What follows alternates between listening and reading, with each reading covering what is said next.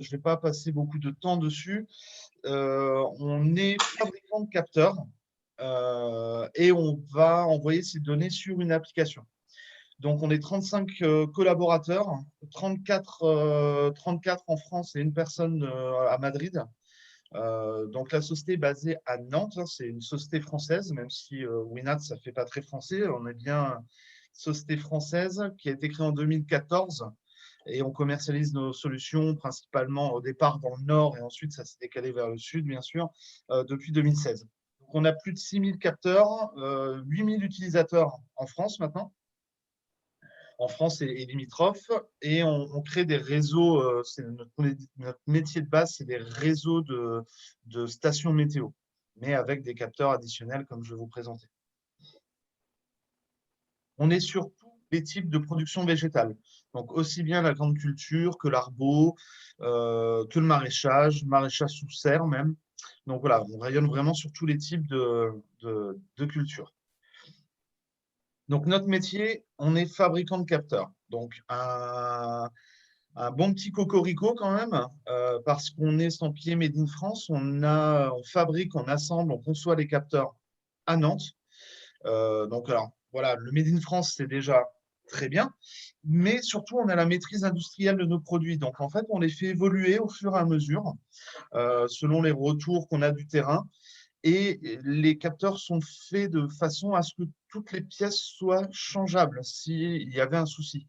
Donc, voilà, on ne remplace pas tout le capteur, on va renvoyer le petit élément qui aurait un défaut. Bon, franchement, on en a eu un petit peu au départ, on en a vraiment beaucoup, beaucoup moins actuellement. La technologie par laquelle on passe, c'est une technologie, un réseau bas débit qui passe par des antennes radio. Donc, en fait, ça a très peu besoin d'énergie. On passe par réseau Sigfox ou LoRa. Donc, vraiment, c'est les antennes radio, les antennes relais téléphoniques. Souvent, il y a plusieurs petits boîtiers dessus. Et il y a un boîtier récepteur qui permet en fait de faire le relais des informations des capteurs jusqu'à nos serveurs. Et nous, on retransmet l'information via Internet, via le réseau 2G, 3G, 4G, etc., etc. Les capteurs, ils sont super simples d'installation. On est loin des stations météo qu'il y avait auparavant, où on devait faire une dalle, où on devait tirer le secteur. Vraiment, on les reçoit, ils sont pratiquement déjà utilisables. On n'a plus qu'à les mettre en place. Notre capteur de référence, c'est la station météo. C'est vraiment par là qu'on a commencé la commercialisation de nos produits.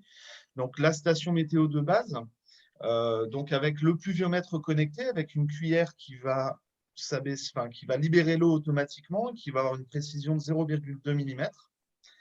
On va avoir également un abri météo dans lequel il y a une sonde d'hygrométrie et de température. Cette sonde, elle équipe certaines stations Météo France et elle est interchangeable, justement.